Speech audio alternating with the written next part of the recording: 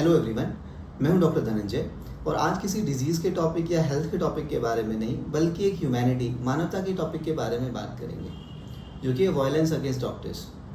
सो अभी recent past में doctors के खिलाफ हिंसा की इतनी घटनाएं हुई हैं कि इस बात पे बात करना ज़रूरी हो जाता है। ठीक है, सो हम इस एपिसोड में यही देखेंगे कि ये घटनाएं क्यों हो रही हैं, इसका मूल कारण क्या है, सोसाइटी पे इसके क्या प्रभाव पड़ रहे हैं, क्या प्रभाव पड़ सकते हैं, इसके लिए कौन जिम्मेदार है और इनको रोकने के लिए क्या किया जाना चाहिए। तो सबसे पहले अभी जो रिसेंट पास में थोड़ी घटनाएं हुई हैं वो हम देख लेते हैं। अभी कुछ दिनों पहले ही आसाम के पेरिफेरी के एक गाँव में एक डॉक्टर को बर्तनों, झाड़ू, लाठियों से बुरी तरह से मारा गया। अभी वो डॉक्टर एडमिट है। उसके 2 दिन बाद ही एक पीडियाट्रिशियन, शिशु रोग विशेषज्ञ को इतना मारा गया कि उसका सिर फोड़ दिया गया। थोड़े दिन पहले आपने देखा कि एक नर्स को बहुत बुरी तरह से असॉल्ट किया गया और पंखे से उसका सिर फोड़ दिया गया। सो अब ये जो घटनाएं हैं, मतलब डे टू डे जो है प्रैक्टिस उसमें हो गई हैं। डेली डॉक्टर्स के खिलाफ वायलेंस हो रहा है, हॉस्पिटल्स में तोड़फोड़ हो रही है। सो उससे जो है काम करना मुश्किल होता जा रहा है। और जो लोग पूछते हैं ना कि डॉक्टर्स ये जो है सारे लोग बाहर क्यों जाना चाह रहे हैं, सो उसमें ये भी एक कारण है। सो इसके बहुत सारे कारण हो सकते हैं। दोनों ही पार्टीज, डॉक्टर्स भी और पेशेंट इनके रिलेटिव, दोनों ही जिम्मेदार हो सकते हैं। मुझे जो मूल कारण समझ में आता है वो है मिसट्रस्ट।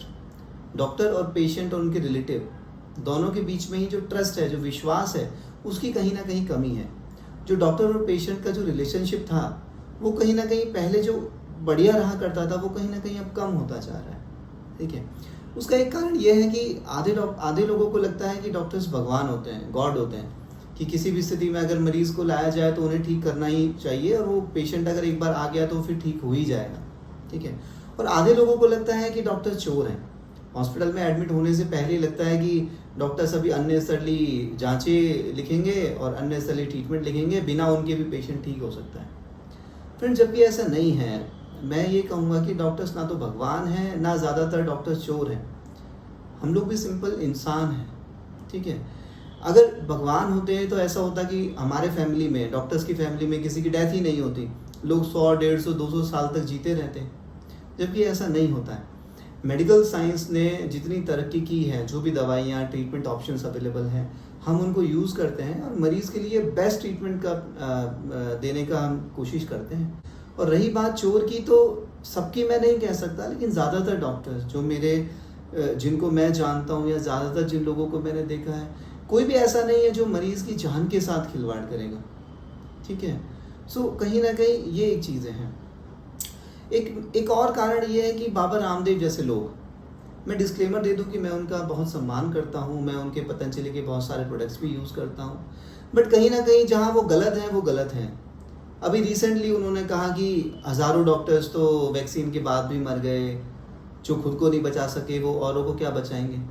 तो ये कहीं ना कहीं उपहास है कि जो लोग फ्रंटलाइन वर्कर्स इतनी मेहनत कर रहे हैं, 1.5 साल से अपनी और अपनी फैमिली की जान को जोखिम में डाल रहे हैं, उनके खिलाफ मतलब ये उनका मजाक है।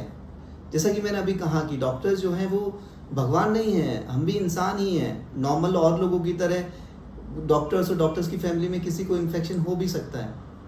और अभी भी रिसेंटली जैसे आपने देखा होगा, IMA की रिपोर्ट के हिसाब भी ये कोरोना की सेकेंड वेव में 624 डॉक्टर्स की डेथ हुई और कोरोना की फर्स्ट वेव में 748 डॉक्टर्स की डेथ हो चुकी है। ठीक है, सो हम भी इंसान ही हैं। तो इस तरह से उपहास उड़ाना कि डॉक्टर्स ने सिर्फ 10% मरीज देखे, बाकी 90% हमने ठीक किए, ऐसा नहीं होता है। आपको भी पता है, अगर एसिम्प्टोमेटिक पेशेंट है जिसको कोई लक्षण ही नहीं है, वो अगर चुपचाप घर बैठे रहेंगे तो भी अपने आप ठीक हो जाएंगे। सो इस तरह से भ्रांतियाँ फैलाना, अपने प्रोडक्ट्स को बेचने के लिए किसी को नीचा गिराना, ये सारी चीज़ें ठीक नहीं है। मजाक उड़ाना कि रेमडेसिविर, स्टेरॉइड्स या कोई भी दवाई कुछ काम नहीं कर रही है, सब ऐसा नहीं होता है। ये एलोपैथी में सारा साइंटिफिकली ट्रीटमेंट किया जाता है। जब जिस चीज़ का साइंटिफिकली एविडेंस प्रूव होता है उसको यूज़ किया जाता है। लगातार रिसर्च चलती रहती है, स्टडीज चलती रहती हैं, फिर पता चला कि इसका कम यूज़ है या इसकी डोज इतने से इतना होना चाहिए, उसको उस तरह से चेंज किया जाता है। जैसे वैक्सीन को पहले 4 वीक्स था, फिर 6 to 8 वीक्स, अभी 12 वीक्स है और फर्दर स्टडी चल रही है। हो सकता है कि उसका ड्यूरेशन को फिर चेंज कर दिया जाए। एक तो कारण है ये, ऐसा नहीं होना चाहिए। दूसरा है कि जैसे विश्वरोय रूप चौधरी जैसे लोग हैं, वो लोग पहले मान ही नहीं रहे थे कि कोरोना कुछ है। वो कह रहे हैं कि ये तो गवर्नमेंट का फैलाया हुआ षड्यंत्र है, अब धीरे धीरे जब लोग बीमारी बढ़ने लगी, सेकेंड वेव में लोगों को हॉस्पिटल तक नसीब नहीं हुए, ऑक्सीजन तक ख़त्म हो गई, तब लोगों को एहसास हुआ, नहीं तो लाखों लोग उनके सपोर्ट ही कर रहे थे, तब लोगों को एहसास हुआ कि हाँ यार वाकई ये एक डिजीज़ है। सो अभी भी ऐसा ही है, जिनकी फैमिली में किसी की हालत बहुत ज़्यादा सिक हो जाती है या जिनकी डेथ हो जाती है, उनको लगता है कि हाँ ये वाकई डिजीज़ है, बाकी लोग अभी भी यही कहते हैं कि ये तो एक नॉर्मल फ्लू है।